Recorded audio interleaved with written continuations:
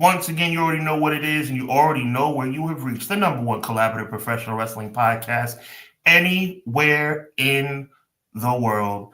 This is Clash of the Podcast, presented by Everything Pro Wrestling and Hubbard Wrestling Weekly for your viewing and listening pleasure. It's a new one. I came up with that just now.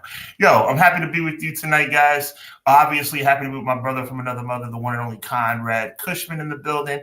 Happy to be representing the pro wrestling community in the best way we know how, man. Just trying to give you guys the best quality podcast in the world of professional wrestling that we can bring, man, off the heels of a Survivor Series that I thought was moderately good, and then going into the new year pretty soon, we got Clash of the Podcasts live in living color, getting ready to talk about some things that happened this past Saturday night. Going to talk about New Day and this alleged celebration that's supposed to take place tonight on Raw. Down the horizon a little ways is going to be Saturday night's main event, the return of the illustrious Saturday night's main event. Hopefully it can achieve its former glory. All that and a lot more on the very latest edition, newest edition of Clash of the Podcast. So Conrad, do me a favor, my brother, from another, drop that thing.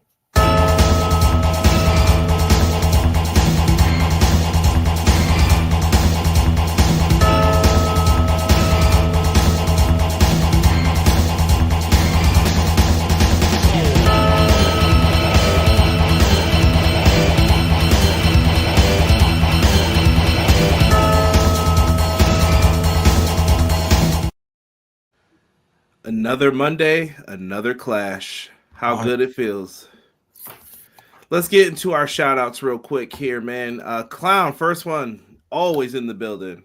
I see that NWO representing. Reminds me of another storyline that's been going on for a while here. Afternoon, everyone. Clown, how are you, good sir? Cleasy. Quills in the house. He said, what up, Conrad, Sean, and chat? Your boy, Sir Quills, is back fresh off of work. I hope you had a good work day. To enjoy two of my favorite bros, CJ and Hubs, for episode 117 of the best wrestling podcast out, Clash of the By God podcast. Quills also says, let's see what buffoonery and incompetence that WWE today going forward, shall we? There's going to be some. We'll show today going forward. There we go. Ray says, happy Monday, guys. Hope everyone had a great Thanksgiving. I did. Ray, always a pleasure. Beautiful children, beautiful family. God bless you. Ray is referring to our Survivor Series show, I assume, here. He said, great review. Appreciate the shout out at the end. LOL. Hard for me to catch those late review shows live. I'm an old man. It's all right. Aren't we all? We're getting there, brother. You don't have to worry about that, man. Conrad, pull up the next comment so you can review some things, bro. M. Leezy Fo Sheezy is in the building. We appreciate you, Matt. Always in the mix. Always wanted to give us a shout out. We appreciate you. He says, hello. Good evening, everyone. Hope you had a blessed Thanksgiving. And let's kick off December with the two aces of our pro wrestling community. Thank you, M. Leezy. God bless you. It's much, much appreciated. Always, Matt. Thank you so much, man. Appreciate the shout outs. Deanna's in the building. Another Monday, another clash. I like it. Thank you for being here. Appreciate you. Always good to have the ladies represent and show all the single ladies, all the single ladies, all the taken ladies, all the taken ladies. Now put your hands up. Beej in the house. My man BJ says, hey, everyone. Happy Monday. They better not split up the New Day. I put my post out on Blue Sky earlier. I feel the same. XG Dub says, Sep. What up? Appreciate you listening. XG Whistle? XG Whistle. Joel in the house says, happy Monday. Appreciate you, Joel. Thank you for being here. Oh, thank you for being here, man. Matt Lopez says, happy December, everyone. And that's right. You, man. Of course, man. Bells ring. Are you listening? I heard. I didn't know we were going full verse here. A beautiful smile, happy. I don't know the words, but we're walking in a winter wonderland. There you go. Yeah, that's one of those you only know parts of it. Exactly. You know it's karaoke hour when you get to Clash, baby. 100. Happy December. After Biggie's Tribune article, if if they split up my boys, they have no soul. Facts. Well, BJ, my good friend, always remember, Seth Rollins, Dean Ambrose on the night that Roman Reigns got sick. I put nothing past World Wrestling Entertainment. Well, that was different leadership, I hope. Yeah. And I'll never forget when Seth turned on Roman either. I can still hear the guy in the background. No! Mm-hmm. And then down goes Roman. Rob said, "What up, y'all? I hope No, bro. You're mistaking what I'm saying, man. I'm not talking about the first breakup of the Shield. No, I know. That one hurts my soul the worst out of those. I know which one you're referring to. Okay. That one I was just like, that's just being mean to be mean at this point. Okay, gotcha. Okay, my man. Rob says, "What up, y'all? I hope E decimates Kofi and Xavier. But out of love, of course, brothers all fight all the time, but never hate. That's facts. There you go. That's true. That's facts." Deanna said Merry Grinchmas. Merry Grinchmas. Uh-oh. New Day ain't never breaking up, E says. I hope not either, bro. I hope I'll never retire. Woo! That woo was on point. Jocelyn says, Monday, Clash of the Podcast is the routine. I was dancing too, Hub. There you go. I appreciate you. Double J. Oh, I just came up with that. Double J. Barrel. Spending my days working hard on the go, but the hands on the clock, peak spinning too slow. I can't wait to be alone with my baby tonight. There you go. I was saying it just like Jeff was. Yeah, baby got me wrapped around her little. Oh, yeah. We're feeling it tonight. Let's go. It's what's in that cup, folks. We all want to know. Hope it's this is Diet. And I'm not saying the brand because we don't have a sponsorship deal. It's soda. That's right. The brain has taught us well. Yes. Let me see here. Ray said I gave Survivor Series an A- overall, but my grade could be inflated by my kids watching with me and a McRib in my belly. It's definitely that McRib talking, bro. I would have to say the McRib definitely played a part in your decision making, bro. And I'm not mad at you because a McRib can influence anyone in a positive way. Let me see. Did I? Woo! Woo! Did I? I can do it. You ready? We're talking about, I think my brother Easy East talking about Nitro 2001. Did I? Woo! Happen to hear Gomez say he was going to hold WCW in the palm of his hand. Then he hits the ropes a little hard off the ropes. Yep. Great song, Joel said. Someone get Sean a guitar. The roadie will. Yeah, you know what? He's a butt kisser. I agree with you, but he can sing. Oh no, he's a talented brother. Like I won't take anything away from him for what he does, but he needs to get some heart.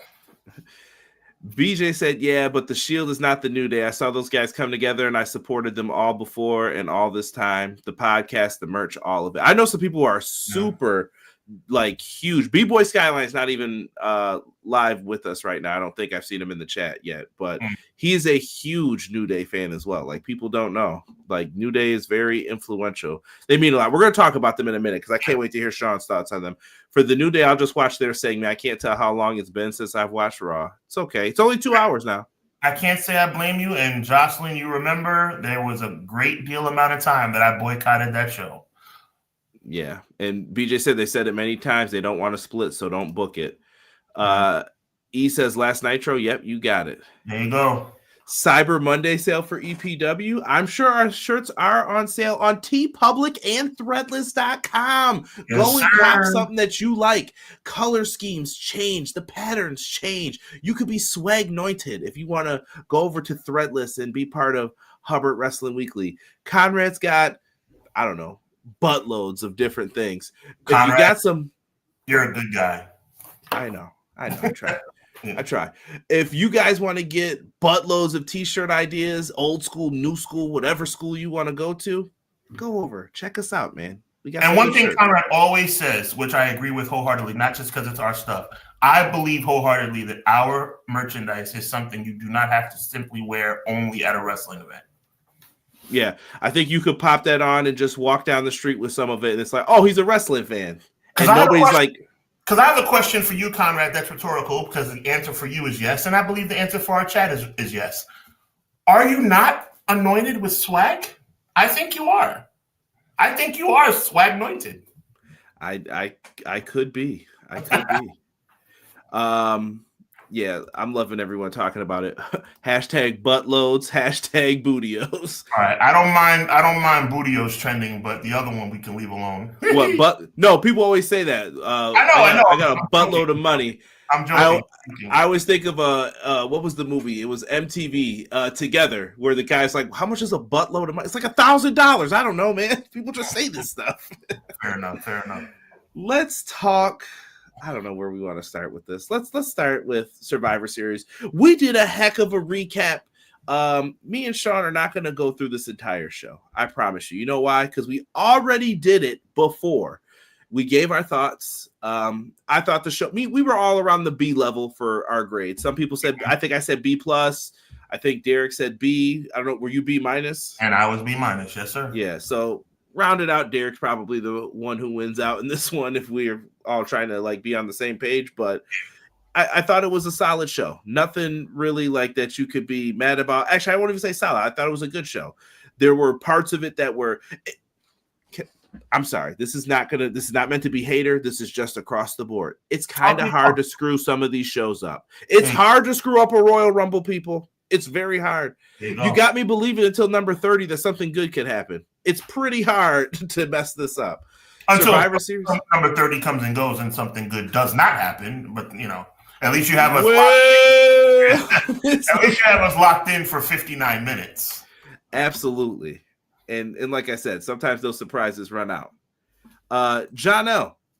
I know I will shout you out later on, but I see you in the chat, man. Thank you so much for being here. Appreciate you. Throwing it up, man. I like gangster. I like it.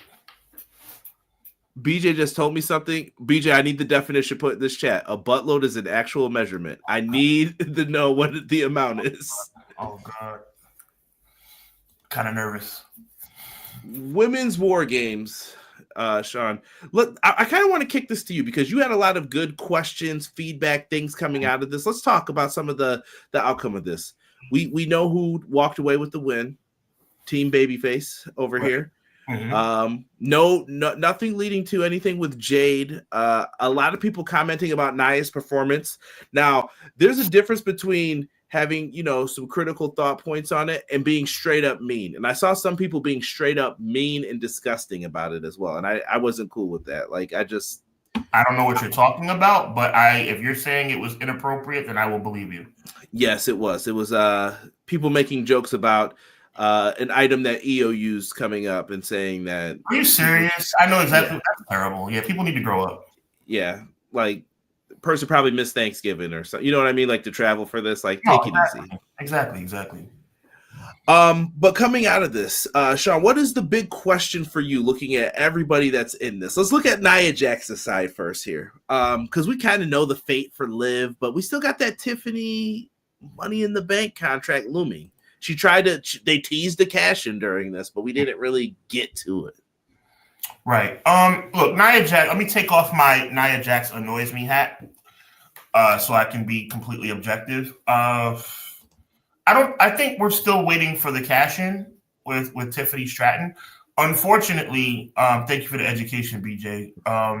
Unfortunately, give it to the audio people though, just so they know, because they'll think we're crazy. Yeah, he says a buttload equals 151 U.S. gallons. Interesting. Wow, did not know that. And the only Vinny we like says, "Happy Monday, God bless y'all as always," and same to you, Vinny. We appreciate you. Here's the deal: the cash-in thing is running a little bit thin now. I mean, literally, no exaggeration. We've seen no less than 7 fake cash-ins. There comes a point where it's like, okay, I'm getting a little bit annoyed. So, I mean, really, to answer your question, Conrad, because we don't want to harp on this too much, make sure you check out Everything Pro Wrestling's archives to check out our full Survivor Series review. For me, it doesn't enhance Nia one bit. We're still waiting for the cash in. It doesn't enhance Tiffany Stratton one bit because we're waiting for the cash in. So, really, there was nothing accomplished. Do you want to go one by one, Conrad? Because I can go right into the next person. Liv. Obviously, we know that she has an upcoming title defense against Io Sky. Time and place to be determined.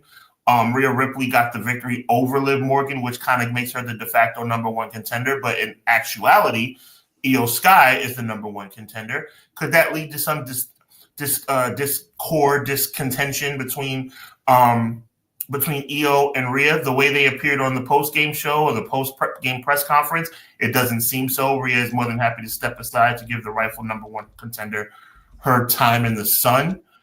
I think respectfully, because I am happy that she got her moment to shine, but I do think that Candice LeRae kind of gets lost in the shuffle.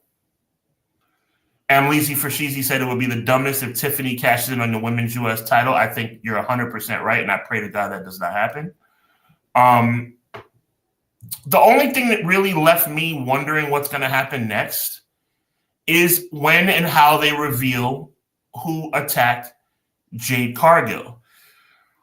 I have some very strong feelings about Jade Cargill being left off this card, according to some information that Conrad has blessed me with. May I? I mean, if it fits, the time fits. Hold on, I'm dragging this up so that we can bring it up. Here you go, Sean, just for you. So Sean Ross Sapp of Fightful, quote, he says, there's a lot of conflicting messages or messaging internally regarding Jade Cargill. I'm trying to figure it out, but she is on their WWE, that is, internal injury list as best I know. There's a great point of conjecture, my guy Derek, I see you, of whether or not Jade Cargill is legitimately injured, which is what kept her off of Survivor Series. I will say something very strongly and very honestly about my feeling about this. If Jade Cargill is legitimately injured, I have no problem her being written off of Survivor Series, because actually that's a good thing that they wrote her off Survivor Series and immediately wrote her back into a storyline for when she returns. If she's hurt, I have no problem with it.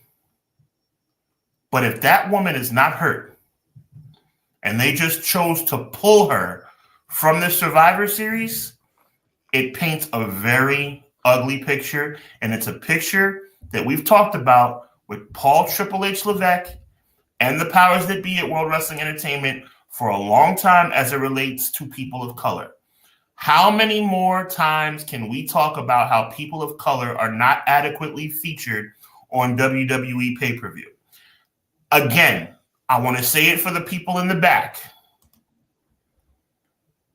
McKinney says, yo, I'm here to talk wrestling with the Fire Live chat and the young OGs. Appreciate that, man. The G's was for gems. Drop them. Appreciate you, bro. A podcast, Clash of the Podcast, and let y'all know, check yourself before you wreck yourself. Amen. I'm going to say it again for the people in the back. If Jade Cargill is legitimately injured, I love the idea that she was written on Survivor Series, and I love the idea that they did it in a creative way to add some intrigue for when she returns. But if she's not, Conrad, we have a problem. Can I throw in an asterisk that we've heard? Of course you can. Now, what if it's I heard the term political reasons used. How would you feel if that's the situation? It's hard for me to speculate on that because I don't know exactly what we're talking about. Right. That's what I mean. So is it she didn't want to carry someone's bags, or are we talking like, yeah, we don't do that around here no more? Right. I couldn't speculate on that because I don't know. We're talking about, if that's the case, I'll be self-sabotage. I'm hoping that's not the case. And do you have a opinion on who did it? Like, do you think there's someone in particular that you're like, yeah, it was definitely well, I've said from the start that I feel like Bianca and Jade should carry the tag team championships to WrestleMania and face each other in a match similar to Eddie and Ray at WrestleMania 21 as the world tag team champions. That will not happen, I'm sure. It probably was Bianca. It could have been a double swerve. And honestly, maybe not even Bianca, probably more likely Naomi. That's who I think it is. Right. Probably likely Naomi. And that's fine. That's fine. Again, I'm going to say it a third time, brother, for you to understand and for the people to understand. If Jade was really hurt and they manipulated that injury into a storyline, I have no problem with it. I love it. What better way to take advantage of an unfortunate situation like an injury as to Stone Cold Steve Austin, Rikishi, and Triple H this thing, even though they screwed that up pretty bad. The point is, in theory, it was awesome. You took Stone Cold's neck injury. For those young kids out there, remember, look it up. Survivor Series 1999, Stone Cold legitimately injured, wrote him off TV for a year because somebody allegedly ran him over while he went to go get neck surgery. Jade is a lot less of an injury situation from what I originally heard. 3 months. So 3 months from now, we can have an amazing payoff just in time for WrestleMania, right? But if she got taken off of Survivor Series just for GP, general purposes, that's a problem. And it's a really ugly problem. So I hope it's the former and not the latter. A lot of people are agreeing with you in the chat that they kind of feel the same way. No real bill, but we got something on the back end. McKinney says, not saying he needed a run, but should have had the world title once. That's Ray, who, referring back to Shelton Benjamin, never got a world title in 04 and 05, says a lot. Naomi, the shade she was throwing at Bailey, she's up to something. Hey, wait, well, Deanna's really good with her stuff, but I'm just trying to understand. Maybe I'm not understanding. Naomi was throwing shade at Bailey. I thought Naomi was cool with Bailey. She definitely has been making a face lately. Really? When Bailey starts to show up, yeah. And I think Naomi's thing is going to be that she's sick of everyone overlooking her. Okay. To get so now I think she becomes the women's U.S. champion. Okay, cool. Not a fire cry for her to turn on Bianca and Jade. Mike from The Rock in the house was good. No, she gave Bailey the side eye. Yes, she's been peeping. Okay. She's been peeping the game. But who do you think they're going to blame for it, Deanna? That's how evil minds really think. They're going to blame Bailey. Bailey did this. It had to be Bailey. That's what Bianca's going to think. Bailey's the usual suspect. And then who's the you caught me, I did it. See, I think I like where Deanna's going, but I really like where Mike is going. See, Naomi, I'm all about Naomi getting her shot to be a top tier person, right? Because she deserves it. But Charlotte doing it, like it's almost like fate incomplete. Like it's Charlotte. That makes sense. Okay. Charlotte once again the main event picture. Charlotte thrusted right back down our throats like she always is. I mean, is it not bad enough she's going to win the Royal Rumble? She has to be the person who attacked Jade too. I hope not. I don't think so. I think her fate is sealed. She'll be going up against Tiffany, and we'll see how that fends. Like I said, I think Tiffany's got to win this championship in the next 2 weeks. Yeah. Just me. Going into Conrad's sad world, we look at LA Knight and Shinsuke Nakamura. Now, most people who know me would be like, Conrad should be happy. Two people he likes, they're in here. They should be doing something. Wrong. This match was done on a 1 week build. Nakamura quickly became the U.S. champion. That's fine. That's dandy. None of the Muda miss came into play with any of this. But what is the purpose of this new Nakamura character? We haven't been told that. Is this just a quick win so LA Knight can win back the championship? Was this just one of those, let's just shake things up to see what happens here? I don't know, but you're gambling. This was one of those, you really shouldn't try to screw it up with either person. I don't know. Sean? I mean, I'm not happy. I'm about as happy as LA Knight was walking to the ring on Saturday night. It's a tough thing. Yeah, it's a tough thing, but, was it properly done? No, I said it during our review show with Derek and you and me. Obviously, WWE made a huge faux pas because under normal circumstances, seeing Shinsuke win a championship would have made us all happy. But under the circumstances, it was like, ugh, like that doesn't make any sense. So, I mean, look, good for Shinsuke Nakamura. He's the WWE United States Heavyweight Champion. Where does LA Knight go from here? I don't know. I mean, I think he's lost a little bit of steam as the United States champion. So, I mean, I think the best he can hope for is maybe to win it back.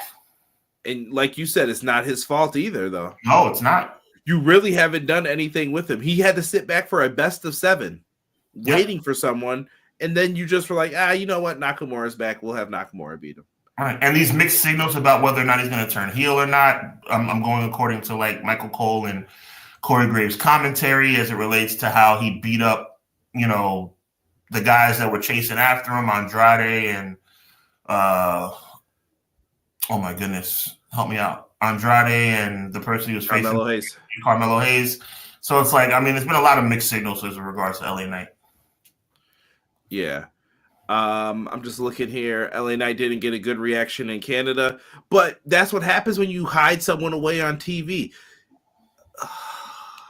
I just want people to just like, can we start speaking on anyone that's not the main event, please? Like, I get why Roman Reigns is happy. I get why Cody's happy. Kevin Owens, I get it. You guys are featured on PLEs. LA Knight should be mad. He should be. Like, this is ridiculous.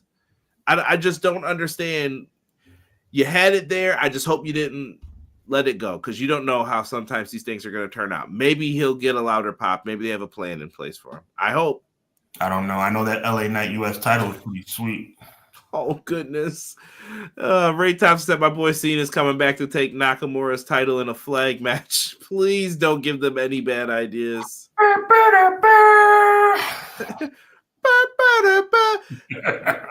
That 3-second tan is real. It's real. There you go. There you go. His old look is associated with him being a loser / jobber. I don't know the kayfabe reason. I heard WWE told stories and no one else does. So yeah, I don't know. Canada was kind of quiet. People said they were disappointed in Canada in the show. I don't know, man. I still think they had reactions for certain people, but more on that momentarily. We had a triple threat match for the IC title. I thought this was sleeper match of the night.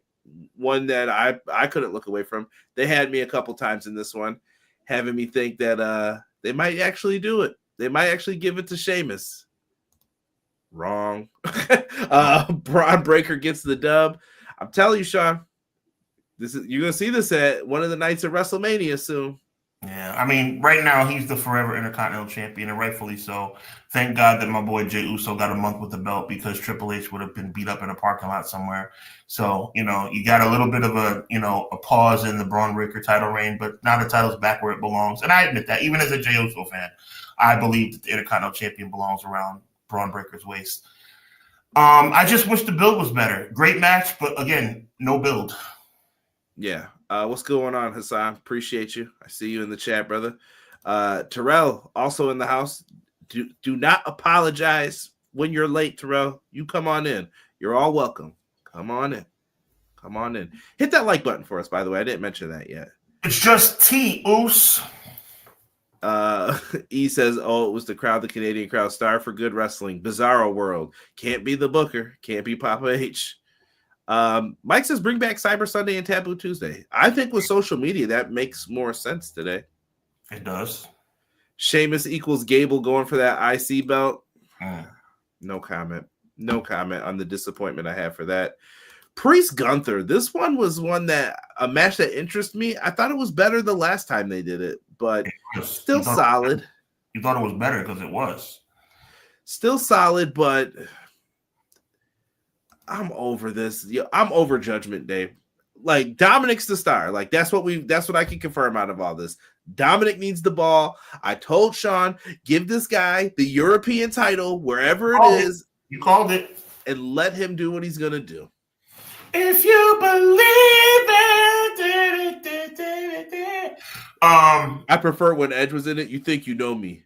You never did.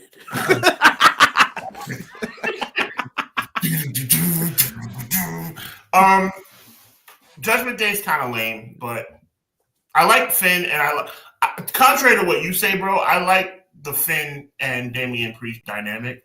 It's just dragging too long. That's the problem. This cannot be a WrestleMania match. I'm sorry to say it at this point. It's December. It's December. And then February, one of them could eliminate each other from the Royal Rumble. Sean, this has to be done. I don't even know if I can make it to February. I don't think I can make it. This has to be done. I'm calling your whole government name. Conrad Cushman. What's today? Huh? What is today? Monday. Monday what?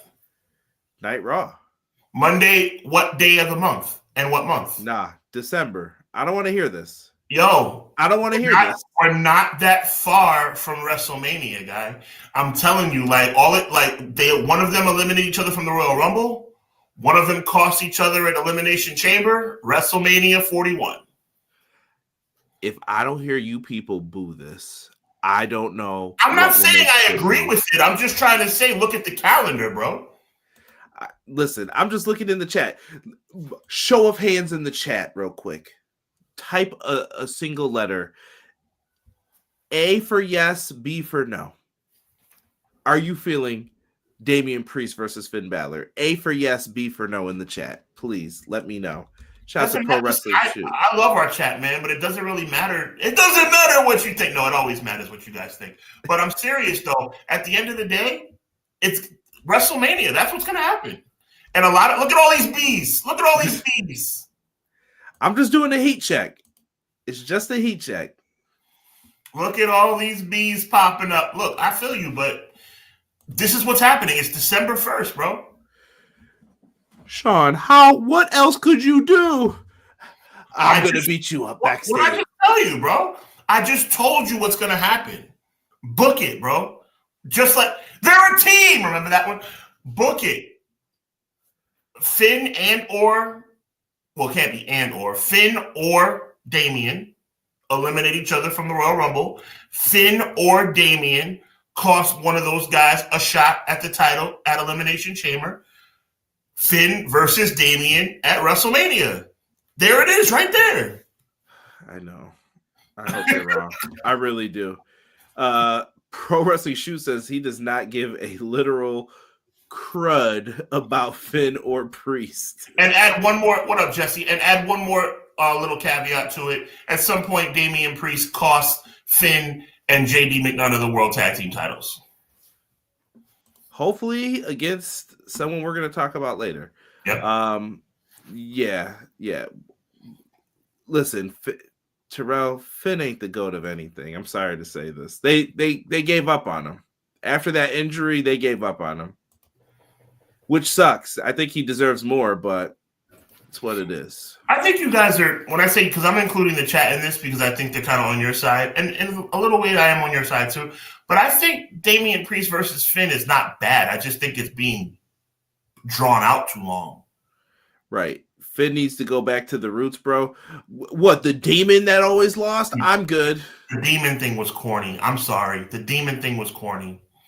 Finn in this, I like swaggy Finn. Is that the word of the day today? Swag? I like swaggy Finn, bro. I do. I like swaggy Finn. He just needs to be doing something worthwhile, bro. There you go, Jesse. Bullet Club Finn. That's what swaggy Finn, a.k.a. Bullet Club Finn. I like him. I like him a lot. I like this incarnation of Damian Priest, too. He needs to change his music. Shout out to my guy, Derek, for saying that. He needs to change his music because it sounds too Judgment Day-like. I need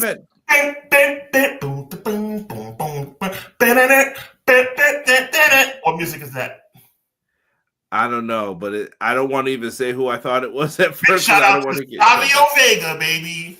Oh, okay. I thought it was someone else with the S. You don't want to know. I'll tell you after. Okay, cool. Men's War Games match. We got a lot coming out of this. If you guys missed SmackDown, apparently you missed what's the word I'm looking for here, Sean? Begins with a C. There's a movie place named after it. Huh? Ask the question again. What was this called on SmackDown? These guys sitting here, the lighting. I believe there's a name for it in Hollywood. A caucus or cinema. Sorry. Oh, that's it. Cinema. That's what everyone on social media will tell you. I know you hate that word. Yeah. Guys, I just looked this up. Oxford. Let's try things like a noun: movie theater, movie house, a cineplex, a flea pit, picture place, picture palace, picture theater, bioscope, Nickelodeon, the pictures, the movies, the flicks, films, motion pictures, the big screen, the silver screen. Can we say anything else other than flipping cinema? Stop it. Yeah. Stop it. It's old. The aura. You have no aura. The word's being overplayed. I agree. Too much, guys. Too much. Scale back on that. If you say it, just try to scale back for me. At least once in a blue moon, say it. Crazy match here. I don't know if you saw it, Sean. I sent you the picture earlier. Bronson Reed out. Dunzo. I wrote you that, bro. No, I know, but I sent this to you earlier. I didn't have enough time to include the picture, but that ankle, bro. Whew. Someone in my family just had the same injury. Give it a couple weeks, maybe 2 months. Yeah, full transparency, man. I weigh 314 pounds. Gonna get down to about 275 by the summer of next year. Pray for me, y'all. Yeah, but I weigh 314 pounds. Bronson Reed is about 385, 87, somewhere in that range. When you come down on your ankle from 20 feet, it was almost a foregone conclusion. I believe, thank God it was just a broken ankle. I'm sad that he's going to be out of action, but thank God it wasn't anything worse. Yeah. I mean, it was graphic when you saw the close up of it. I mean, but he's only thing I'm worried about, as I said to my good friend Conrad earlier, Chad, is that I hope he doesn't lose his spot because of injury, because that can happen. It could. Sometimes you get forgotten about, and it was hot now. Is it going to be hot when you return? I don't know. Yeah. Pro Wrestling Shoots. I don't believe anyone's ever cooked. After seeing Roman get over, finally anyone could do it with the right gimmick. Oh my goodness. Here we go. Yeah, that ankle is busted up, like you said. I hope that he can return and things happen from it. He'll be back. It's going to take some time, though. Yeah, but is he on his way to an Intercontinental Championship possibly? I was thinking maybe he's the guy to beat Braun Breaker, but he may have been, but we'll never know. We'll see what happens. Maybe there's still time to develop that. Going into this, you saw your guy Jey Uso in this. He got top billing. My guy Jey Uso. You think I'm a Jey? What gives you the idea of a Jey Uso fan? Go to threadless.com, folks, and get yourself some Hubbard Wrestling Weekly merch. There you go. No, but yeah, they came out victorious. Yep. Yeah, they did the right thing here. You had some questions though about this as well. Sure. I mean, look, I love that the OG Bloodline won. I think it was almost a foregone conclusion when we found out that Paul Heyman owes CM Punk a favor, because if they did not win, that would have meant the favor was moot. So who cares? So obviously that was a giveaway, which, by the way, I'm not happy about. I wish they had revealed there was a favor in place afterwards, because that would have left more intrigue about who's going to win the match, but I digress. It looks like Roman Reigns is right back in the catbird seat, if you ask me. I mean, Roman Reigns got the pin. Even though my boy Jey Uso got top billing coming out for the main event, Roman got the pin. Roman's music hit. Roman was the guy who was in charge of throwing the ones up. So where does that leave the other guys? I think Jey Uso did a good job. I think Sammy did a good job.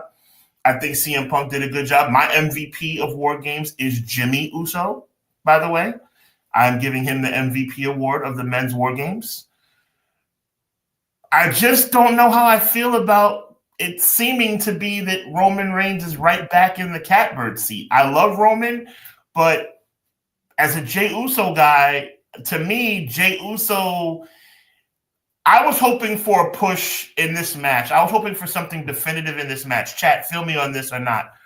I was hoping that something in this match would lead towards the likelihood or the possibility of Jey being set up to win the Royal Rumble, to face Gunther. That was my hope.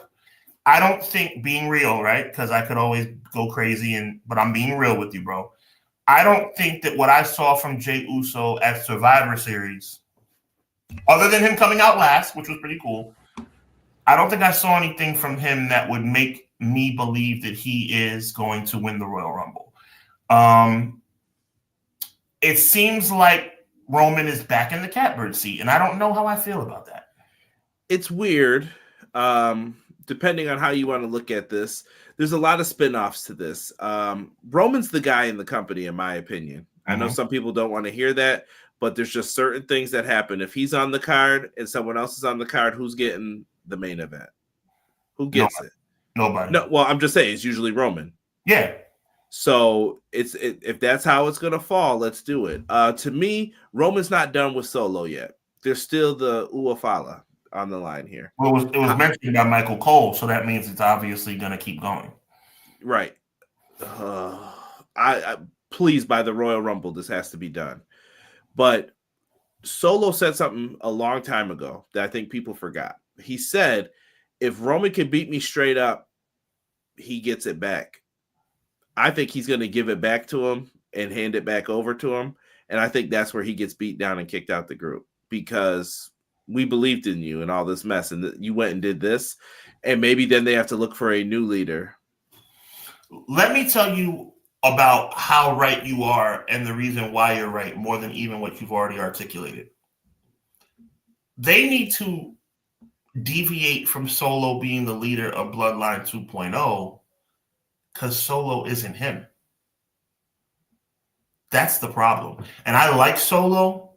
I thought that him as the enforcer, I still say to this day that day, a year and a half ago, or whatever it was, when Solo crossed the ring to join Jimmy and Jay, when we thought for 5 minutes that he was going to turn on Roman and the crowd went crazy. Remember that? I still felt like, okay, but Solo is not him as it relates to being a leader. I'll tell you who is him. Jacob Fatu. Prayers up to Jacob Fatu. I thought he was injured, but it looks like he's okay. I told you that was kayfabe. I told you. No, they said he was hurt, but they said he's all right. Oh, thank God. He busted his butt on that one. I'm glad he's all right. Cool. I'll say this too. If you set this up and Solo goes back, you have your next tease for a WrestleMania match. What's the big WrestleMania match, Conrad? Bloodline warfare, street fight, basically. At WrestleMania, you have the Usos, Sami Zayn, Solo Sikoa comes back home, Jacob Fatu, Hikuleo, God on the other side. Listen, bro, I'm just telling you how I think it's going to play itself out. I'm not shaking my head at you because I think that you're wrong. I'm shaking my head at you because I hope you're wrong. Because I cannot see. There comes a point where enough is enough. I am still somewhat moderately interested in this Bloodline versus Bloodline storyline, but this better not last again till WrestleMania, where you have another tag team or 6-man or 8-man match at WrestleMania. I mean, you talk about waste. First of all, let's talk about all the wasted talent in that match that could be in other matches. I'm already lobbying for Jey Uso to win the world title. Probably not going to happen, but I think Jey deserves a singles match. I think Roman deserves a singles match. And you're telling me you're going to waste that on an 8-man again? I hope not. Roman's not in it. Okay, well, even so, I mean, Jimmy, Jay, Sammy, Solo, I guess you would say, would be on the other side. Do you really think that's a good idea? I didn't say I thought it was a good idea. I just think that's where it's going. You could feature the maximum amount of people with it. And yeah, because everyone doesn't get on the show. Okay. And we still got other things to play out of this. We also know Jimmy Uso broke his toe, but you know what? I'm glad Jimmy got a little moment on this, and we all know this is leading up. Jimmy Uso's the MVP of Survivor Series. Really? I'm going to still go with Jacob Fatu in that match. I thought he was fantastic. He did a lot of stuff that I was like, he's carrying this heel side right now. I hear you, but to me, I'm giving Jimmy. I'm giving Jimmy Uso the MVP because not only for that splash off the top, but he came in like cooking. Like he came in with that corkscrew moonsault off the top rope. I mean, I think that Jimmy kind of like finally made a mark for himself because, you know, Jimmy's almost been lost in the shuffle during his Bloodline thing. Yeah, absolutely. He's kind of been in and doing all that. Yeah, he's funny. He's super funny. They actually say he's the funniest one out of all of them, but he just doesn't get to do. He's probably dirty funny. He can't do that stuff on TV. Yeah. Mm-hmm. Or he'll get in trouble if someone figures out what he's actually talking about. Shout out to my wife Naomi. Shout out to those questions asked at that press conference. Real hard stuff. Happy birthdays and everything else. Stupid. Golly, get a grip. Punk and Seth, and I'm not mad that they sang happy birthday. I'm more upset that he I'm didn't upset get that good the guy questions didn't later. do enough homework to know that it was Naomi's birthday, you goofball. Seth Rollins, CM Punk. I think that's going to be one of the bigger stories that plays into it. Now, is championships involved? I think that's left to be questioned. Sean has had his theories. He mentioned Jey Uso possibly winning the Rumble, but I think you could look at this and say, does Punk and Seth need it? Does Roman and Rock need it? Maybe they let Cody I rock want with to it. go on the record, my brother, because I think you need to hear this, and I think the chat needs to hear this. I'm going to say this very, very passionately and honestly. I'm not saying Jey Uso should win the Royal Rumble because I'm a fan of Jey Uso. Tell me who. I'll be polite. I'll be fair. Is Jey Uso in the top 3 to 5 most popular wrestlers in WWE right now? Yeah. Okay. Is it fair to say that one of the top 3 to 5 professional wrestlers in WWE right now should be a contender for the Royal Rumble? Yeah, absolutely. Should be in the mix. Then that's where my premise comes from. That's it. So to get back on track here, I'm not just being a fanboy. I'm saying it because I believe that Jey deserves it. Now, no, Seth versus Punk doesn't need the title. It doesn't. The story writes itself. It doesn't need the title at all. But is CM Punk going to settle for that? Because I know CM Punk has his mind set on being world champion. I think that's his story. Mm-hmm. Does he need it, though? I think he knows he doesn't need it. Okay. But are you going to let 2 matches that don't have titles main event your show? Because those are the biggest matches, too. Where does that leave Cody then? You know what I mean? Where's John Cena fit into all that? To heck with Cody. I'm sick of him anyway. But you get what I'm saying. There's bigger players in here. How do you fit into this? Where's Orton? Where's Gunther? Where do you put some of these folks in at? Well, let me map this out for you, brother, because I think that's a tremendous question that deserves an honest answer. Dream card for me, right? Or can we go my dream card? Go ahead. Jey versus Gunther for the world title can be the opening match of WrestleMania. Wouldn't bother me one bit. That leaves the door open for Rock Roman. I was about to say, not 3 times in a lifetime, brother. No. That leaves the door open for Rock Roman, okay, to main event either night, probably night 2. And Cody, and easy peasy. Cody defends the title of the main event of night 1. I don't see the issue. Better yet, you want to make even more room? You want to make it even more feasible? Rock, Roman, and Cody in a triple threat main event of night 2. I'm interested in this. I'm interested to see how this all plays out and shakes out.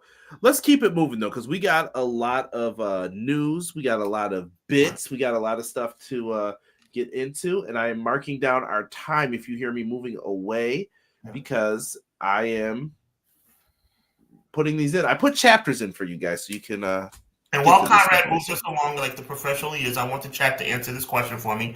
Am I bugging when I say Jey versus Gunther for the world title is legitimate? If you think it doesn't have to happen, but if you think that Jey Uso versus Gunther is a legitimate WrestleMania match for the world title, press A if you agree, press B if you disagree. Conrad's already clicking B in his mind, but it's okay. I'm trying to think of what you said. Legitimate and should it happen? Yeah. Hold on. Some people are just straight up answering. John, too. What's good, John? Appreciate you. Okay. Matt Lopez says, no, you're not bugging. EPW got chapters before wrestling on Peacock. Chill, bro. Chill. You're bugging. Pro Wrestler Shoot says. Deanna says A. Mike says A. Clown says no. And McKinney says no. That's fine. It's a little mixed. I still think that what you said, though, if you were talking, I'm like, Jey could be a dark horse pick. Like, do we want to surprise people? But I don't think that's what they're going for right now. They got the people eating out of their hands. Conrad, my brother, because I'm not going to hold up the direction of the show. I'm just going to say this, and we can definitely move on. I'm going to say this. We move directly on. At the end of the day, there's 2 world titles. If there was only 1 world title, and obviously the main event's going to be world title, maybe Jey would not be in that mix. But when you have 2 world titles where the world title can be defended in the first match of the night, it makes more sense. By the way, John, you're going to have everything available on Netflix. I don't know when it starts officially, but that's where you'll be able to watch stuff. But let's go ahead, bro. Right. Johnson says right now B, but if they can make it make sense, A. Fair enough. Moving on, real quick, Wrestle Votes in our WWE news section here. They said tonight marked the unofficial start of the most important and unpredictable stretch in WWE history over the next 140 days.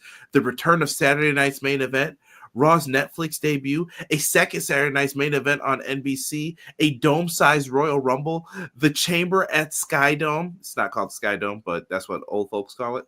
And both nights of WrestleMania 41. So if Survivor Series felt somewhat underwhelming to you, it was likely by design. Wow. Strong words. No. I got some strong words too. Who the hell books a bad show? What do you mean? Like that doesn't sound. That's not what I took from it. What do you mean? Right. It Underwhelming. Sounds like a cop out. Yeah, I don't know. When I tell y'all this, just think of this every time you read any of those little headlines, stuff like that. WWE sends out a press release.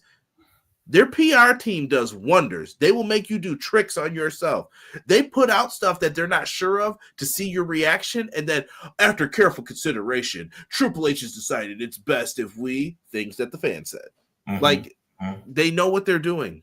They know what they're doing for some of this. They do. It's manipulation. It's also smart. Mm-hmm. I'm not mad at it. It's just that's what they're going to do. Yes, John said, I'm pleased that they brought the show back. Nicole White, what's good? Appreciate you being in here. Appreciate it, Nicole.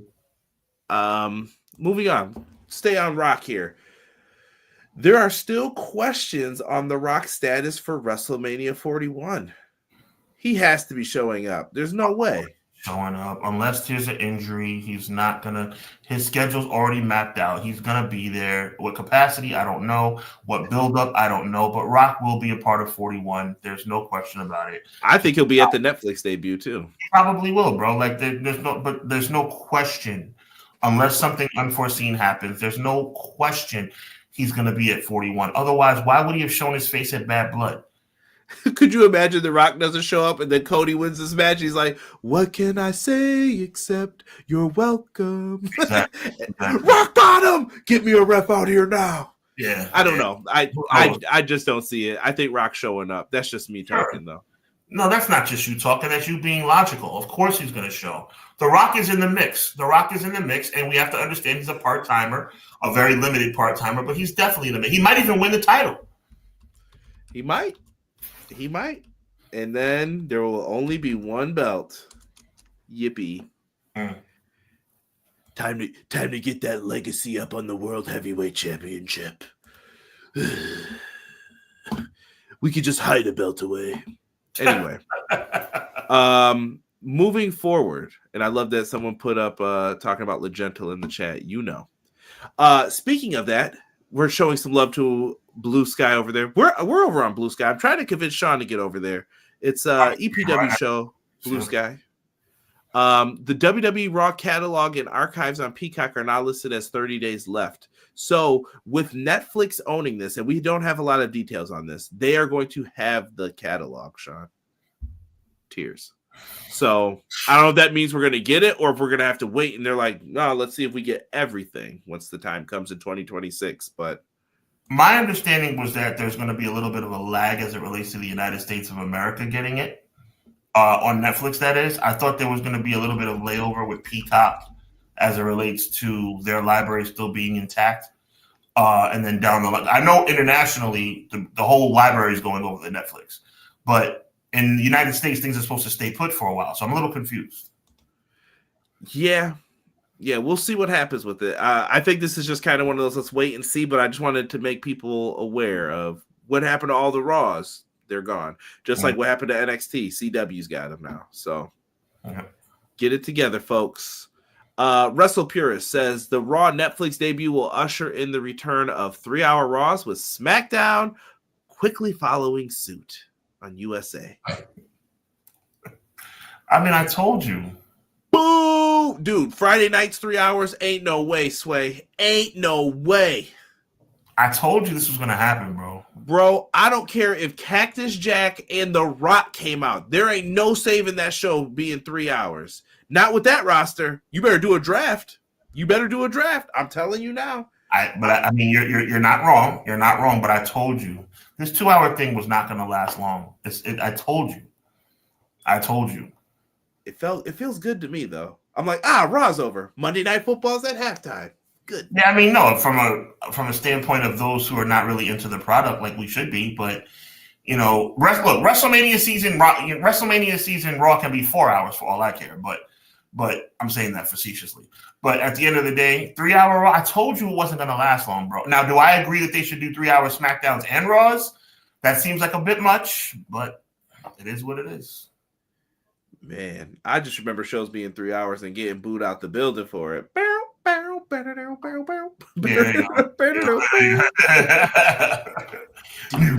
New world. We're on top of the world. Oh yeah, Eric. Yeah. How's TNA? Oh my God, funny stuff. Oh goodness. We got some dates here for WWE. See, I do it for both shows. Mark that down for anyone when they're AEW Homer. Everett, Washington. They're gonna have Raw tonight. Got some shows happening in Minneapolis, Minnesota. What is that? Kansas, yeah. Wichita. We got Hartford, Connecticut, Uniondale, New York for Derek's birthday. He's going to be watching some Saturday Night's Main Event. Jacksonville, Florida. Conspicuous timing for that Orlando show, I may say. They're doing a little Florida loop there. December. And Detroit, McKinney. There's your chance. Live event, Detroit, Michigan. There you go. I don't know if that's close, but brand new edition of 205 Live is going to be in the building. Followed by Sunday Night Heat. I was going to do Rich Swan's song, but probably not the time. Elimination Chambers happening in my neck of the woods, Rogers Center. Oh my God. Look at how they're selling this, Sean. Guys, if you didn't notice, I'm going to show you another poster. If you didn't notice what's happening here, I told Sean, I've told E earlier, put your Gambit gifts in the chat. We're playing every last card we've got. Legend. Maven's coming back too. Oh no. Like, I don't get it, bro. They are going nuts with the Cena promotion. Like, I get dude's going to be there. They are making sure you know. Can I ask you a question? Go ahead. Who's on the top left-hand corner? I thought I saw Drake on there. Hold on. Oh, nope. He's suing people. That is Jey Uso. Jey Uso getting top billing on pay-per-view posters. I mean, John Cena is kind of the main piece. I mean, okay, let me take that back. He's not getting top billing. I take that back. But he's being prominently, my boy's going to be world champion. That's all I'm saying. When this is the other poster, I mean, he's bigger than. It's ridiculous. This is pandering. Yeah, at this point. But John Cena's last time ever in Toronto. If you want to see the guy, go there. I don't know. So are we saying that John Cena will never walk the streets of Toronto ever again? Are we saying that John Cena will never return to the city of Toronto? Why do you word things that way? Stop wording things that way, you freaking morons. You say it's his last wrestling appearance in Toronto. Don't say listen, I take things literally, bro. You're not gonna sit up here and tell me, by the way, make sure you tune into Elimination Chamber March 1st, 2025, the last time John Cena is ever gonna be in Toronto. Shut up! They might be back in Toronto too before the end of the year. Like, give me a break, you freaking morons. I'm so sick of you overhyping stuff. John Cena's the last time John Cena's going to breathe in Toronto. The last time John Cena's going to sniff in Toronto. The last time John Cena's going to wave at people in Toronto. Shut up. John Cena's never going to be in the country of Canada ever again after elimination. Make sure you buy your tickets. Make sure you buy your tickets to Elimination Chamber, because John Cena's never going to be in Toronto ever again. Listen, you know how it works, though, with boxing, wrestling, combat sports marketing in general. They always do this. They're going to hype this up, and this is their play, though. Like, if you want to bring in some old school fans, they're going to put Cena on there. We've got friends who are Ruthless Aggression era fans. Come on, it's right here for you. Come on in. We got what you want back. I know. Conrad Crispin, I want to tell you something right now. You make sure, you know what? You should probably not even watch it on Peacock. You should order the traditional pay-per-view because you're going to want to pay for this. Because I'm going to tell you something. This is a scoop right here on Clash of the Podcast. John Cena will never, ever be seen in the town of Toronto or the country of Canada ever again, except March 1st. So make sure you spend your hard-earned money. Make sure you spend $750 for a ticket up in the northeast corner of section Triple Z to see John Cena, because you'll never see him in Canada again. Filming Mrs. Doubtfire 2. No, it's overhyped, bro. It's overhyped. Yeah, I mean, listen, this is the last time you're probably going to... This is the final tour. If you're a big John Cena fan, I recommend try to see if you can see him. I mean, that's all I can say. We need to remind ourselves, and this is to John Cena, this is actually a credit to John Cena. We need to remind ourselves John Cena is not retiring after WrestleMania. John Cena is retiring a year from now. He got time. He's going to retire Christmas 2025.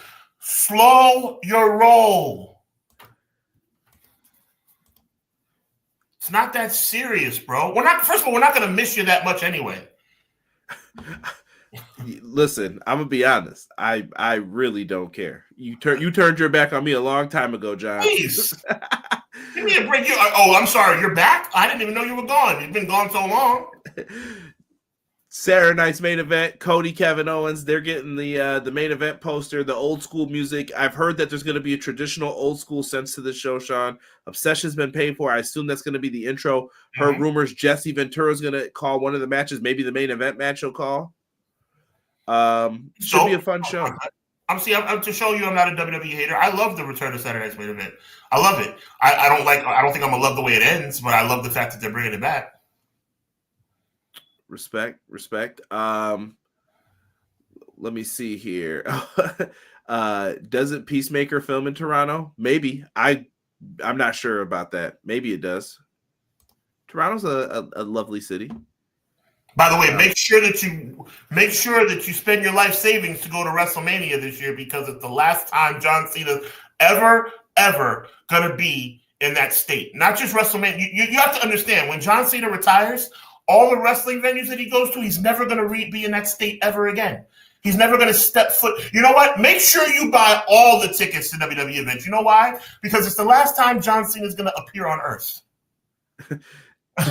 Kitty says that overhype will sell out just like the Kobe tour. I think he's right. You're probably right. It's still stupid.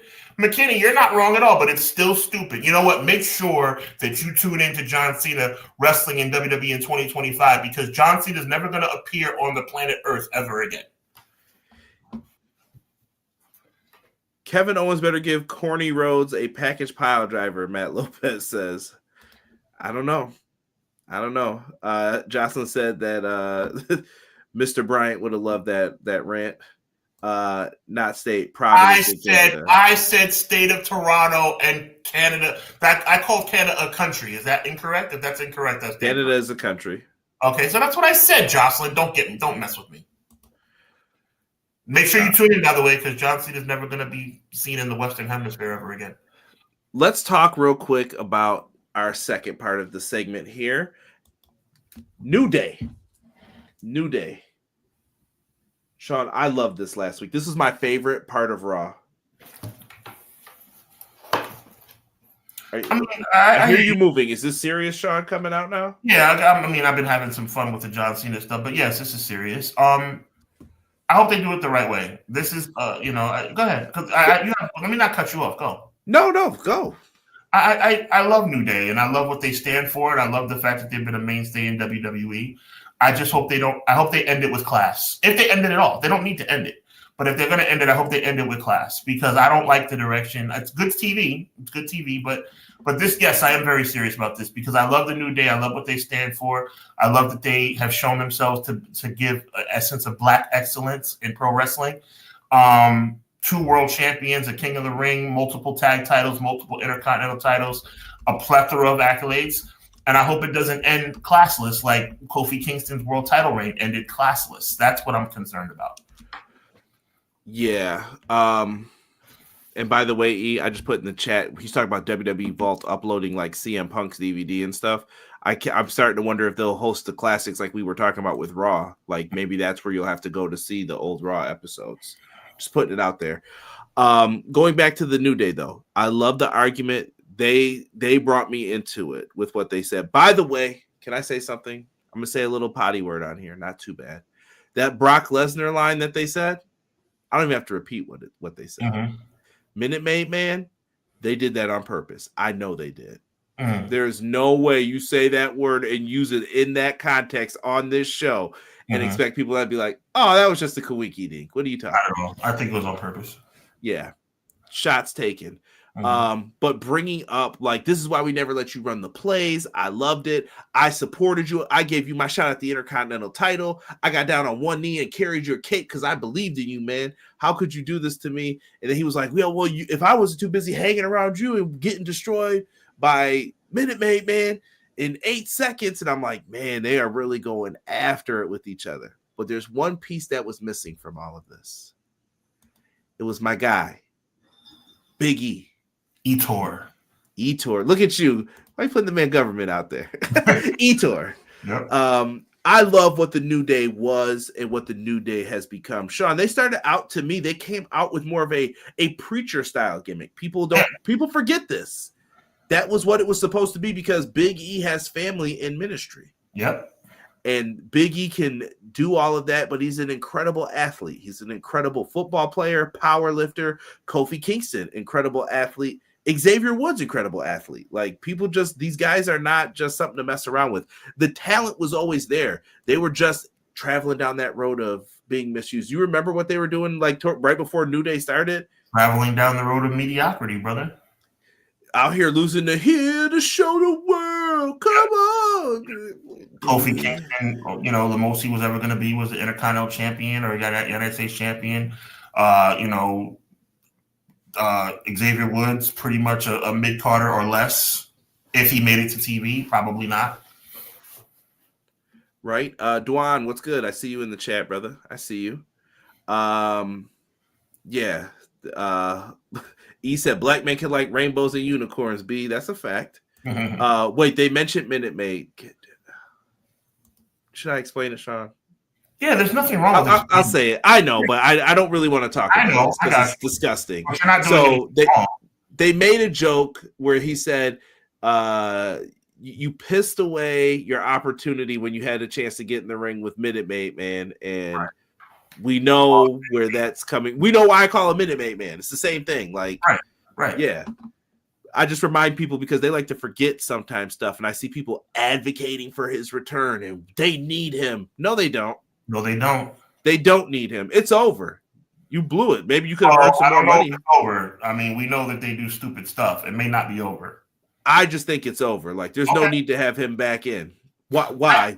For the record, I agree with you completely. I'm just saying WWE's done crazier things than that. Right, because eventually, like we said, there's no more Cena returns. The aces up the sleeve are going away. There's no more Rock returns for much longer. Stone Cold ain't coming back. I think this is Rock's last stand, honestly. Yeah. We got a question popping up here. Question. In that argument, Kofi said he was a Hall of Famer before Woods asked him to be in the group. Do you think Kofi was a Hall of Fame wrestler before the New Day because he is with them? Let me say something right here now. I want to look this up, brother. I want you to give me a second because I take this question by McKinney very, very seriously. So give me 30 seconds because I'm looking something up in the Google machine because I want to be accurate. Because I believe the answer is yes, but I want to be clear. All right, let's see something real quick. Okay, gentlemen, let's see something real quick. Bear with me one more minute because it's very important that I get this right. Clash of the Podcast. Don't you dare be sour. Now check this out. I'm going to do most of this as best I can off memory because a lot of the New Day accomplishments and the pre-New Day accomplishments are mixed in together. So WWE Championship, you got to take out of the equation. He won that after New Day. He was a 4-time Intercontinental Champion, 3-time United States Champion. 1, 2, 3, 4, 5 World Tag Team Championship. If you combined WWE and World, 11 World Tag Team Championship reigns outside of New Day. Outside of New Day. NXT chat, that was New Day. He was a Grand Slam champion before New Day. It turned out that the world title was the fourth leg of the Triple Crown. The fourth leg, of the Grand Slam. Okay, so there you go. 4-time IC champion, 3-time tag team champion, double-digit tag team champion, Triple Crown winner before New Day. Does that equate to a Hall of Fame resume? My answer would be yes. I don't think it's all just championships. Do I think Kofi would have been as high up? He would have probably been one of your lower people. At this point, everyone gets into the Hall of Fame. Let's be honest here. At some point, they will find a way to put someone in. But Kofi Kingston's answer the question too, bro. Like the reason you said you don't really, but I do. I think the World Tag Team Championships, the IC belts, and the United States belts play a role. So my question to you is, my answer to the pre-New Day resume is yes, he was a Hall of Fame talent. Do you agree? Talent. He said Hall of Famer. Talent-wise, yes. I think he has upped his stock. Does that make sense what I'm saying? Well, it makes all the sense in the world, but we all know that, bro. He's a Hall of Famer first ballot now. I'm talking about 4 New Day, 4 IC belts, 3 United States belts, double-digit tag team belts. Do you think he did enough to be a Hall of Famer before New Day? Yes, and listen, Coco Beware's in the Hall of Fame. And I don't mean that as disrespectful for Coco Beware, but right. Kofi Kingston has more accolades than Coco Beware. All right, fair enough. Respectfully, I loved High Energy for the record. Like I hope people don't think I'm playing. I just watched Survivor Series '92 because I was bored. There's no such thing as first ballot in WWE. That's a football term. But I will say this: I use that for who's getting top billing, like on that Hall of Fame card. Like Batista was going to be top billed for that, so he's like the first. He's the key.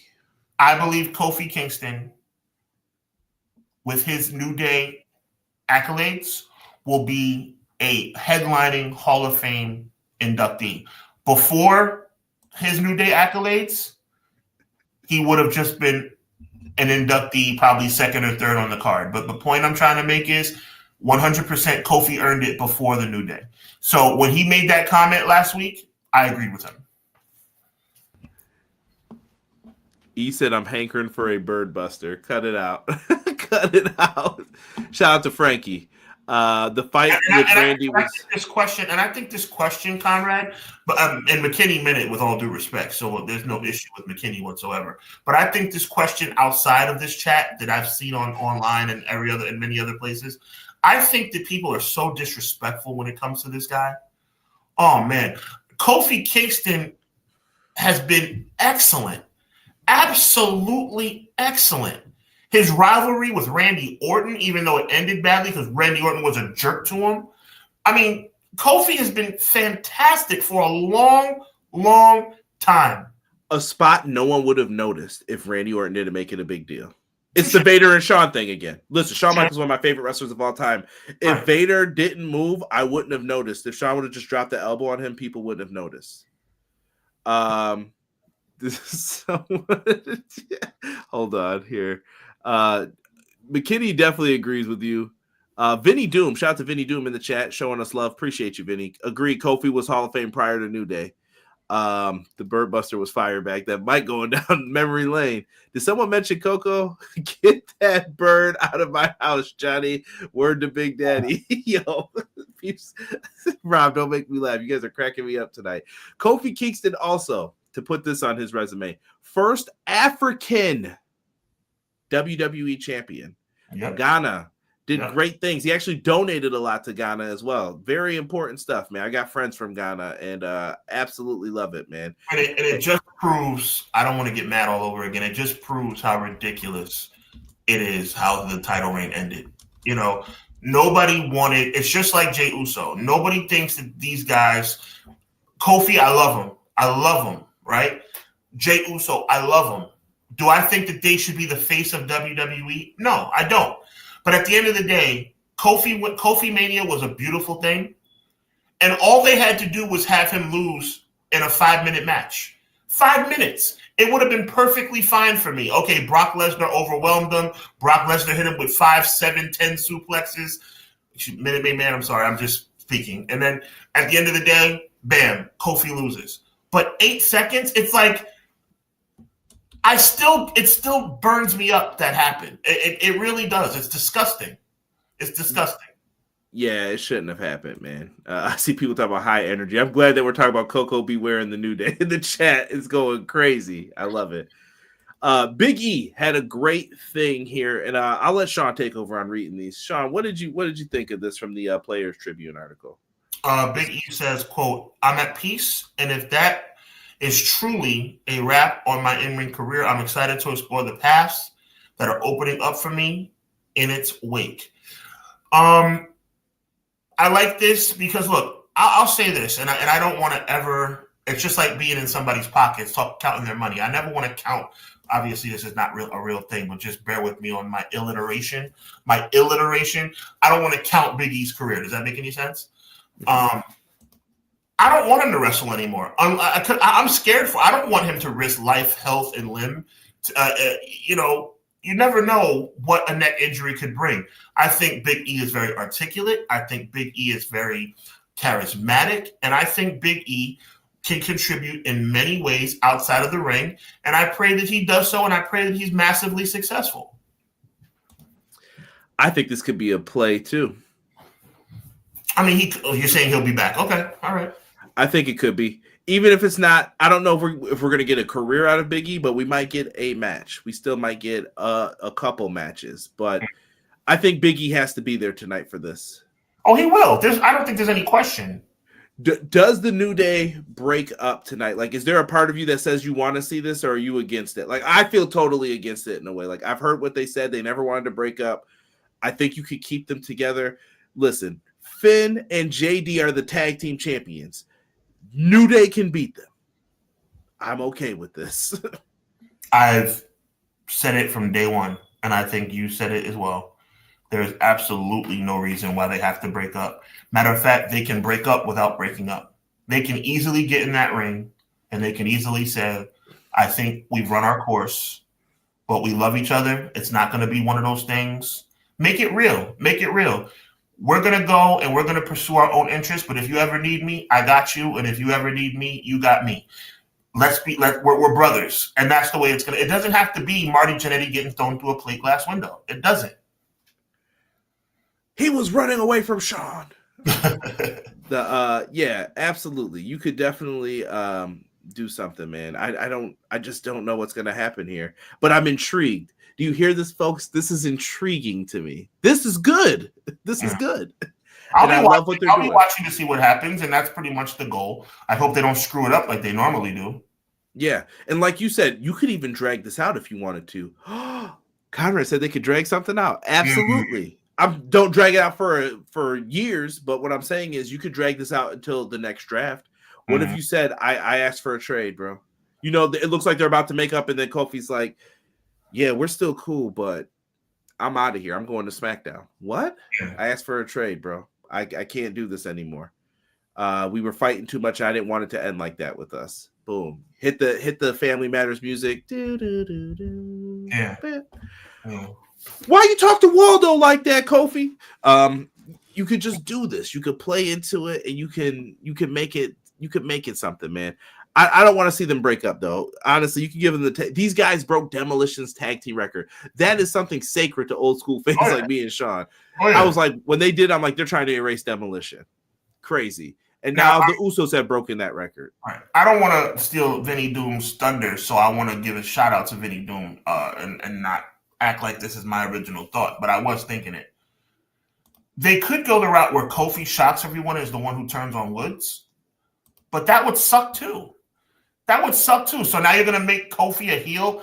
By the way, Vinny, I'm feeling you on what you're saying because that's classic WWE. But, I mean, then it's like, okay, so you're going to turn Kofi heel for what? For what? I've never liked New Day as heels. Well, I shouldn't say. I've never felt that they were heels, like real heels. No. I know they tried it. They're funny. if you never figured out, so New Day started off as that gospel group. They eventually became the meme guys. Like anything that was cool on social media, they would reference it. When people came out, they had banger entrance themes. These dudes are dancing in the background. Like they were the first ones I saw like doing that stuff. And I was just like, see, they get it. They're fun. And sometimes when it wasn't so much fun to watch Raw, they were the fun part of it. So shout outs to New Day. They got Paul dancing, Paul and Stephanie dancing in the ring. Yeah. That's when I thought Triple H had some soul, but I was wrong. Woods and E turning on Kofi. I hope not. Demolition, greatest tag team. Who doesn't love Demolition? Here comes the Axe. Here comes the Smasher. We're Demolition. Walking disaster. Pain and destruction. There you go. Who doesn't love it, man? Here comes Crush. God, why did they do that? That's crazy. So with the Family Matters references, Big E going to be the one to go upstairs and never come down? Oh, the kitty with the Judy reference. Oh my God. She sure enough went upstairs and never came back down. Good God. She's still up there. You never know. You never know. We're going to tap into some TNA and GCW and AEW stuff for Clown here. But TNA first, Sean.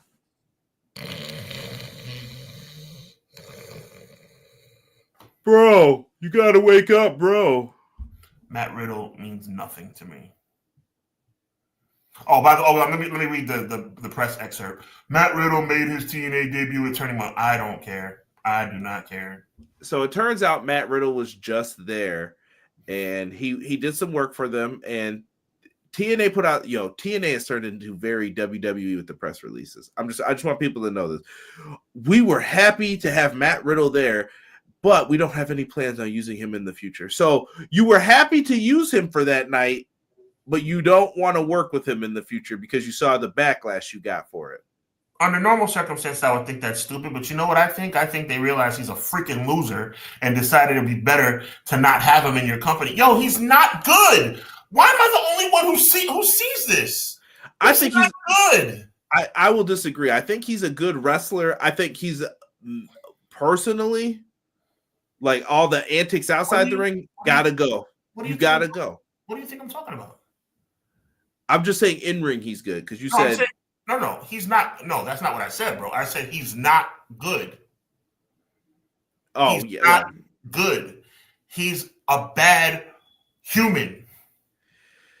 Yeah, he's got to get his stuff together. I mean, that's I got nothing else other than that. I don't want that for TNA. As much of a fan of TNA as I am, don't bring that poison into your locker room.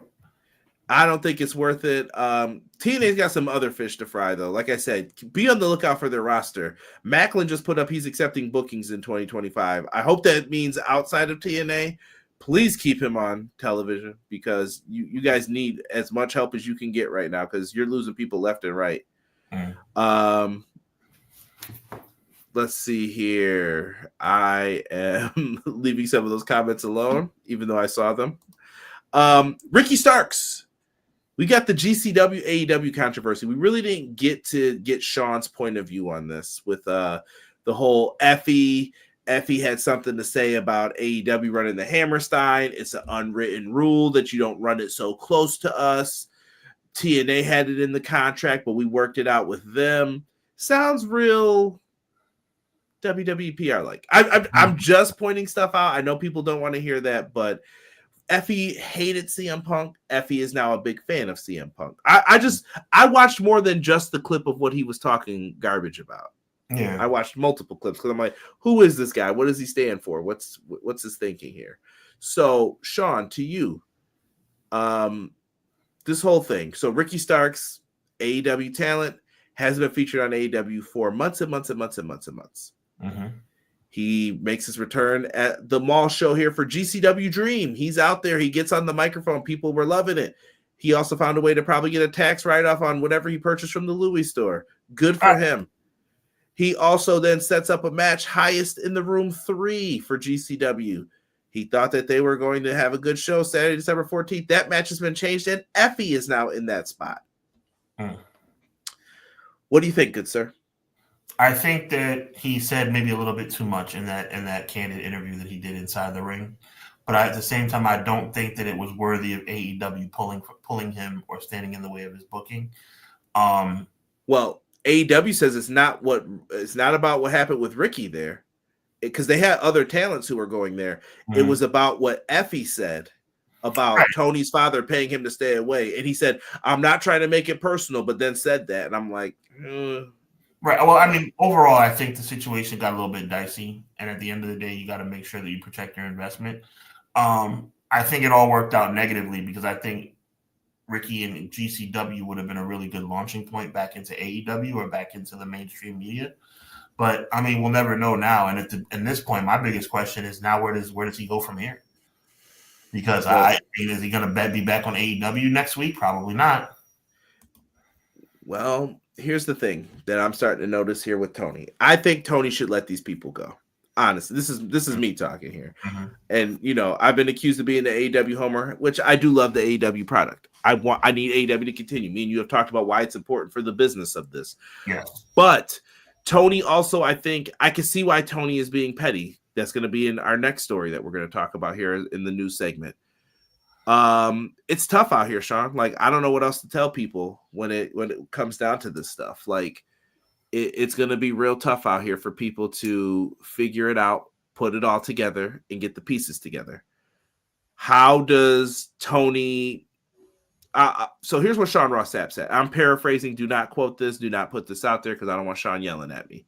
But it sounds like around the time of the Owen Hart Cup tournament where he won it from Punk, Ricky asked to be, hey, can you not renew my option on my contract? Number one, you don't say stuff like that early. Ricky asked that because he wanted to explore free agency. Why would you say something like that? He also disrespected whoever the producer or the person backstage was who said, Ricky, you were at the Royal Rumble? You were at WrestleMania? Not a good look. And Ricky said, who cares? But he shouldn't have been exposed at the Royal Rumble. That was a security person who leaked that happened. They sent a picture from their security room. That shouldn't have happened. But at WrestleMania, he was in the suite. I didn't see Dustin there. Dustin Rhodes was probably up there too, but I didn't see him. But we got Ricky cheering his head off, and fans are doing this. We'll get right back with the phone. And Ricky's going crazy. I'm just saying, man. It's a slippery slope, man. It's a slippery slope when you're under contract with somebody, but then you have ties elsewhere. I mean, you got to be smart. Yeah, Matt Lopez says Effy ran his mouth off, but he's in the main event program for GCW. Yeah. Almost being, rewarded for being a jerk. That's not really fair, but that's the way it looks like it's working out. Yeah, I don't know. And I agree with what a lot of you are saying about the previous person we were talking about. Is it wrong, though? Like, do you feel like there's more fault in anyone here? I think Tony's going to eventually have to, get over it. But also, if someone's trying to leave, why would you dedicate TV time to them? You're going to get blamed if you just beat them into the ground. Oh, my goodness. You have Serpentico beat Ricky Starks? Yeah, Serpentico's staying. Well, I mean, you could go that route. When you're leaving, you're kind of at the mercy of the promoter that you're walking away from. You hope that people do things with class, but what would you do, Book or Sean? What do you use these guys and beat them? Do you just keep them off TV and it's like, well, out of sight, out of mind? I'm not trying to ruin. Like, maybe he thinks this is a good thing. Like, dude, I'm not beating you. I'm just not going to do that. I'm not going to beat you into the ground over and over again. I've always said, if you have a good relationship with somebody that's leaving, the only issue that you have with that person is that they're leaving. So if Conrad Cushman is leaving my company, but me and Conrad are on good terms with the exception of the fact that I'm pissed off that Conrad Cushman is leaving, I would have Conrad Cushman in a high-profile feud. I would have Conrad Cushman put up a good accounting for himself, and I would have Conrad Cushman leave having lost his last match in a legitimate match and walk out the door with his head high. You're not going to win on your way walking out my door. I'm not going to do that. But I'm not going to have you get beat up by Nia Jax if you're John Moxley. Well, Sean, I regret to inform you that my promise ring that I got from Mr. Regal says that I need to go over. So I need to make sure that I get the win, brother. That doesn't work for me, according to my new contract. Well, that's not going to happen. It's take it or leave it. I'm going to give you a chance to walk out of here prideful. I'm going to give you a chance to walk out of here saying you have a 5-star. And I'll make you the main event. Don't bother me. It'll be Ricky Starks versus John Moxley for the World Heavyweight title for all I care. You're going to lose. You're going to look good losing, but you're going to lose, and we can both be happy. You're out the door. Your career is going to be intact. That's my gift to you. And you're going to lose on the way out. You're not going to win on the way out. Absolutely not. Yeah. But I don't need to humiliate you. Like I said, I don't have to have you lose tonight. I don't have to have you get beat up by Nia Jax, Dean Ambrose, because you're leaving my company. Yeah. Also, Effy, yeah, good point on Effy too. I think someone just reminded me of this. Effy also spoiled that they were going to run those shows before it got announced by Tony Khan. Also not cool, you know? And Brett Lauderdale, who owns GCW, says he has no knowledge of it, but Brett, that's your top guy saying this. But he says they're independent contractors. I have no control over them. Right. Okay, so we're going to play the independent contractor route. That's fine. When it's convenient to play that card, yep. Right. When it works for me, brother, it's okay to say. Just be careful with the games that you're playing. Clown, Mr. GCW here. He says there's a whole lot of people at that first Hammerstein show, and the complaints of the GCW fans that were all outside talents that were brought in from AEW went over the GCW guys. That's on them. They decided to do that. Plus, at the time, the New York Athletic Commission wouldn't allow GCW to put on the violent shows we are used to. Right. When Andrade was leaving AEW, they at least gave him a good account of last year. How many times is Tony going to do that before he's tired of getting burned? There you go. That's the key right there. Conrad leaving the show. I'm booking him. Yo, chill. And we're not going on any shows. I saw what you put in there. John Moxley heel. Yep. TK said it was cool for him to be there. So if my boss said it's cool to go see a wrestling show, I'm going to see my friends work. As long as I'm not talking about contracts or politics, I'm good with it. Touche. How do you know that's not what's happening, though? Because now you came back and now you're talking about you want to be let out of your option? Yeah, clearly something was discussed. Yeah. Listen, wrestlers are really good at painting the picture of I've been victimized. That's what they get paid to do on TV every week. I'm just saying, watch what you're doing here. Speaking of contract news, Sean? According to Fightful, it says that Penta is now officially a free agent. Get him on TV right away, right? Bret Hart, 1997 in my book. By the way, on Blue Sky, wonderful people over there were letting people know all the chants for Penta, what to do for Penta when he goes to WWE. It was an AEW fan, by the way. And they're like, this is what you say. This is why we say it. Very well put together thread. Ray Phoenix. This goes back to what we were just talking about. Wrestling Observer newsletter says the AEW has no plans to use Ray Phoenix and no plans to let him out of his contract so he can sign with WWE. I mean, that's Tony Khan's prerogative. That's their prerogative. I mean, it's unfortunate, but it's kind of like you might have been good if you didn't have people bragging about it backstage and having Conan go on. You can't do the I'm a gangster and then talk out loud and think no one's gonna just let him slide. Let him slide. No. Exactly. I'm gonna show you who really runs it. Now, like I said, if it were up to me, Ricky Starks, Penta Phoenix, have fun. But SmackDown just got another hour of television. Wow, see? You want to fill that up over there? Be my guest. I wouldn't do that. But like I said, I would give them away. That's what I would do. I'm not holding them back. I would tell them go and be free. I would never hold anybody back unless they did something dirty to me. If the dirtiest thing you've done to me is saying you want to leave, it is what it is. I think that's embarrassing his company, though, with what Conan kept saying, what goes around comes around, buddy, and he's been trashing them. And he's their manager, basically, for what they get paid. Peeping the game. AEW World's End. Looks like this is going to be possibly a 4-way match heading into the show. Maybe a triple threat, something of these sorts. I mean, you can't go wrong with a 4-way. That's what she said. At the end of the day, it's cool. I don't have a problem with it. Inappropriate. Sorry. I mean, I don't have these are 4 of the best right now. I mean, and the storyline is conducive, even though I think they kind of screwed it up at Full Gear. I think they make it right at World's End. Like I said, I think they showed them so that people know these are main event players. Yeah, and I think Christian stop Tiffany Stratting Christian. Like, it's time for him to cash in too. if that's what you guys like on the other show, we're doing it too over here. You know what I mean? I'm just telling you, sometimes you send the wrong message to people. Absolutely. So be careful with it. Monday Night Raw rundown here real quick. CM Punk's opening up the show in about 15 minutes. He's going to be talking for 30 minutes, I assume. It sounds like it's commercial free the first 30 minutes. Just want to let you guys know that I'm refocusing my efforts now that the bloodline thing is behind me. Appreciate the Usos and Sami Zayn. I'm glad me and Roman were able to be on the same page for one night only. Definitely glad I was able to help out Paul Heyman, but now I'm refocused on the World Heavyweight Championship. Here comes Drew McIntyre, interrupt him again. It's going to be something like that. We'll see. I actually kind of hope that they keep them away from each other for now. Well, Drew's coming back soon, so I mean, wouldn't his focus be on CM Punk again? Could be. Does Punk go after Gunther? I don't know. Yeah, we'll I don't know, because that was the prior discussion. We also have the New Day. I know that Big E's not on here, but I feel like he's going to be here. It's a new day. Yes, it is. This is the most interesting thing to me. Sure it is. We also have oh God, Pete Dunne versus R-Truth. R-Truth's been calling him Butch. Yeah, please, Tyler Bate, get back as soon as possible. Please. Can't do this anymore. Pathetic.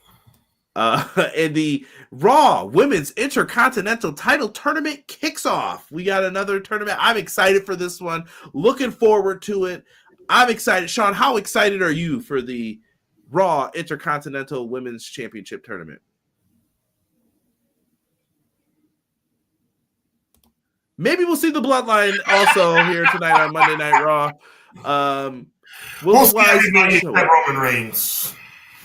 Maybe we get to start telling what is the fate of Jey Uso and Sami Zayn, and the other three are on, or excuse me, Punk's on Raw as well. I don't know how this is all going to play out, how it's all going to work itself out, but hopefully it does. Yeah, we'll see. Yes. I love the comments we got in here. Thankful for everybody who showed up, man. Appreciate you guys. Hit that like button for us. Means the world to us. And Sean, let them know. Conrad, always a pleasure to be with you. Chat, you guys were on fire tonight. Appreciate you guys, man. Tremendous input as usual. This show doesn't run without you guys, so we appreciate you so much. Definitely looking forward to what's coming down the pike as Conrad puts up random Triple H footage from the past of matches he's been in. The Reign of Terror. Oh, the Reign of Terror. Got you. The Reign of Terror footage. For those listening on audio, he put up like six consecutive main event Triple H was in, where he pretty much ran WWE for the whole 2002 through 2004. Pedigree, LOL. Yeah. Shout out to Jocelyn too. Well wishes to Chris Bay. We agree. Get well soon. Get well soon to Bronson Reed. Get well soon to Jimmy Uso. Even though I think Jimmy Uso's injury, not saying a broken toe is easy, but I think Jimmy Uso will not miss a great amount of time. That's something you kind of can put together with fish wire and duct tape. So I think he'll be all right. But Bronson Reed will be out for a while, so salute to him and Chris Bay as well. So once again, man, make sure you keep tuning in. We might have an announcement for a special show for Saturday night's main event. Still trying to work the kinks out with that. Not 100% sure. But I have already dropped the thumbnail. We are going to be doing a Royal Rumble preview show. That's down the pipe, but that's something to keep on your calendar for January 30th, 2 days before the Royal Rumble in 2025. A lot of stuff going on. The year is flowing, man. Christmas season is upon us. Do that Christmas shopping early. Do not wait till the last minute. It's not advisable. But on behalf of Conrad Cushman, my name is Sean Hubbard. We're so happy to be with you guys. This is definitely something that's super fun for us and informative, I hope, for you guys. So on behalf of Conrad Cushman, my name is Sean Hubbard. We'll see you right here next week, 6:05 for Clash of the Podcast. Be encouraged. God bless, and evil never prevails. Peace.